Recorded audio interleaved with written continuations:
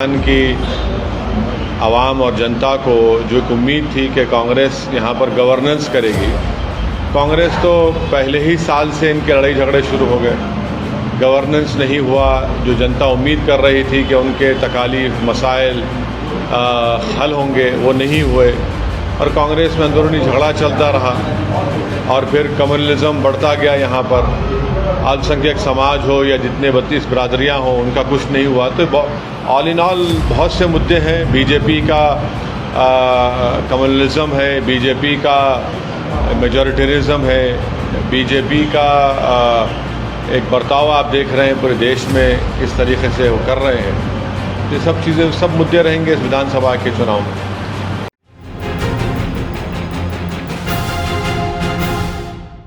नमस्कार, मैं दीपाली गहलोत और आप देख रहे हैं राजनीति।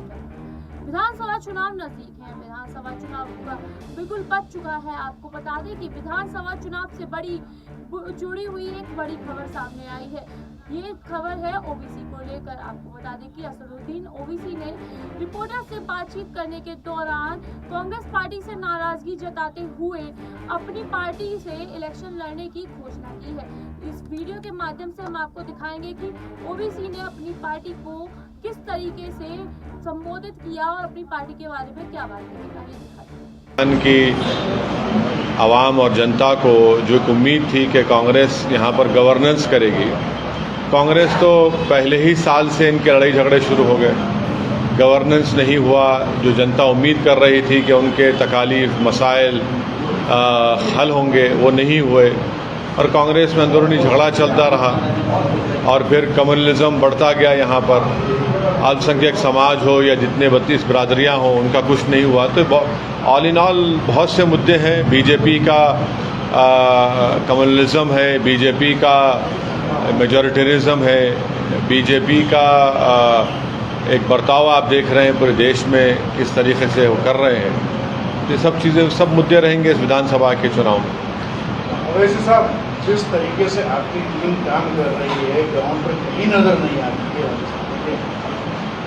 किस तरीके से चुनाव लड़ेंगे, इन मुद्दों पर चुनाव लड़ेंगे कि एक आपकी टीम किसी मुद्दे को उठाने के लायक नज़र नहीं आती है। जैसे इकबाल का मुद्दा हो, प्रोटेस्ट के टाइम पे कोई भी ऐसा शख्स नज़र नहीं आया जो AIM को लेकर के कोई प्रोटेस्ट किया हो, या इसके अलावा भी कोई और मुद्दे बहुत सारे राजस्थान के अंदर हुए हैं। तो आपकी जो टीम है यहाँ पर राजस्थान की, वो इतनी कमज़ोर नज़र आ रही है कि एक बार भी रोड पे आकर के ढंग से प्रोटेस्ट नहीं कर पाई है और 100-200 लोगों को इकट्ठा नहीं कर पाई है। जैसे कि रामलीला मैदान में आपकी जो फेलियर सभा थी, उसको लेकर के अगर देखा जाए तो 200 आदमी भी अगर खड़े होकर के करना चाहें तो वो नहीं कर सकते। तो क्या ऐसी टीम के साथ में चुनाव नहीं? देखिए, सभा में कितने लोग आते नहीं आते, इसका ये नतीजा नहीं निकाल सकते आप कि इलेक्शन कैसा लड़ेगा, क्योंकि जितने मेरी सभाओं में लोग आते हैं, इलेक्शन नतीजा अलग ही निकलता है। तो मेरा ये बात को नहीं मानना है। दूसरा है कि इकबाल के जो हत्या की गई है, मॉब लिंचिंग की गई है, उस सिलसिले में जमील साहब खुद जाकर कई लोगों से मुलाकात किए और अपना जो नुमाइंदगी रिप्रेजेंटेशन करना किए। अब प्रोटेस्ट करना तो काम किसका है भाई? सरकार यहाँ पर कांग्रेस की है और कांग्रेस की सरकार खुद इन हत्याओं को रोकने में नाकाम साबित हो रही है। तो अगर हम प्रोटेस्ट करते और अगर कहीं पर कुछ लॉ एंड ऑर्डर का प्रॉब्लम हो जाता तो फिर एक नतीजा निकालते कि आपने इसको अपने रोटी सेकने का मसला बनाया। तो ऐसा कोई बात नहीं है। प्रोटेस्ट होगा, माजी में भी हुआ है। जुनैद नसीर की जब हत्या हुई थी, आपको याद दिला रहा हूँ मैं, सबसे पहले कौन गए वहाँ पर? कोई कांग्रेस की नेता तो नहीं गई। वहाँ के कामा के जो मोहतरमा विधायक हैं वो नहीं गई। मैं गया वहाँ पर जमील साहब के साथ, जावेद के साथ, इमरान साहब के साथ। तो ऐसी कोई बात नहीं है। हम लोग मेहनत कर रहे हैं। मुझे यकीन है कि हमारी टीम और अच्छा मेहनत करेगी। जाहिर है पहली मर्तबा लड़ रहे हैं इलेक्शन, तो थोड़ा बहुत 19-20 का फ़र्क होगा, उसको पूरा कर लेंगे। काफ़ी कुछ कम्युनिकेशन गैप भी आपकी टीम के अंदर नज़र आता है, चाहे वो मीडिया को लेकर के हो, चाहे आपसी बातों को लेकर के हो। अब मीडिया प्रॉपर्ली नहीं मिल पाती है। मीडिया उनके जवाब दिए नहीं, मीडिया को लेकर जमील साहब को फ़ोन किया जाता है, जमील साहब फ़ोन नहीं उठाते हैं। और कोई रिस्पांस नहीं मिलता है। जावेद साहब को फ़ोन करके पूछा जाता है, उन्हें ये कहते हैं कि साहब मुझे जयपुर के प्रोग्राम के बारे में।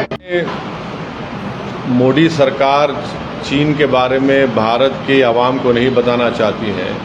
वो पेंटागन की रिपोर्ट में आ रहा है कि कैसे चीन जून 2020 में जो हमला हुआ था जिसमें हमारे 20 सिपाही कर्नल की मौत हो गई थी, उसके बाद चीन ने कैसे वहाँ पर अपने कब्ज़े को बरकरार रखा, कैसा चीन वहाँ पर पोंगसोंग सू लेक के पास एक ब्रिज बना रहा है, डोकलाम के पास चीन क्या कर रहा है।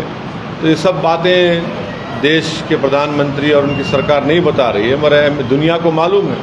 और यहाँ पर इसलिए नहीं बताती है बीजेपी क्योंकि उनको डर है कि भारत की जनता उनको कमज़ोर ना समझे, मगर चीन हमारी ज़मीन पर आज भी कब्जा करके बैठा है।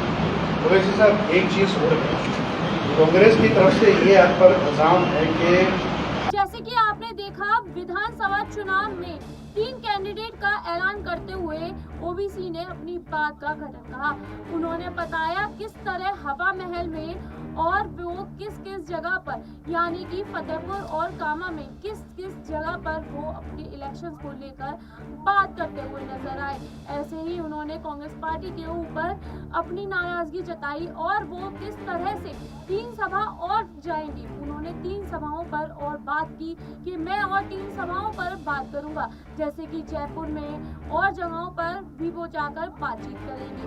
आपको बता दें कि कांग्रेस पर बाबरी मस्जिद को लेकर सवाल उठाए जा रहे हैं। तमाम सवाल जो कि ओबीसी के द्वारा उठाए गए। आपको बता दें कि फिलिस्तीनियों के साथ भी इजराइल की बात करते हुए ओबीसी नजर आए और ओबीसी ने अपनी बातों के गठन में ये बोला कि अब हम बीजेपी की तरफ से नहीं, अब हम खुद की एक सरकार बनाकर लड़ रहे हैं और इस चुनाव को हम जीतेंगे। तो आपको क्या लगता है कि कांग्रेस पार्टी और बीजेपी पार्टी के विरोध जाकर जब वो इन पार्टियों के साथ लड़ेंगे तो वो कैसे जीत पाएंगे, कैसी जीत ओबीसी को हासिल होगी और आप किसको वोट देंगे हमें कमेंट सेक्शन में जरूर बताइए। ऐसी ही राजनीति भरी खबरों के लिए देखते रहिए राजनीति।